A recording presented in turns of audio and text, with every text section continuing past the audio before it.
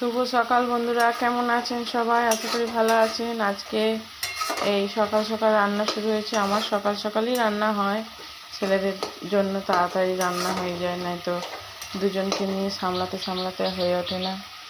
এই মাছের ঝাল হবে, আর এইখানে হয়েছে ঝিঙে দিয়ে আলু দিয়ে ডাল। বাস এইটুকুই।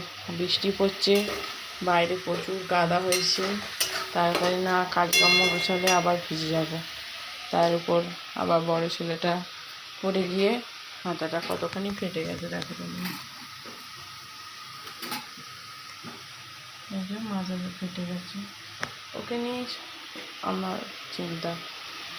সব সময় চোখে চোখে রাখতে হয়, একটু অন্যমনস্ক হলে এই লেগে যায়। আর একজনা কী করছে কে জানে, পাখা চালাচ্ছে, লাইট জ্বালাচ্ছে, এই করতে থাকে। কি করতে ফ্যান জ্বালাচ্ছি? হ্যাঁ, পাখাটা বন্ধ কর।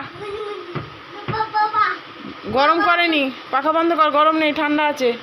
হ্যাঁ,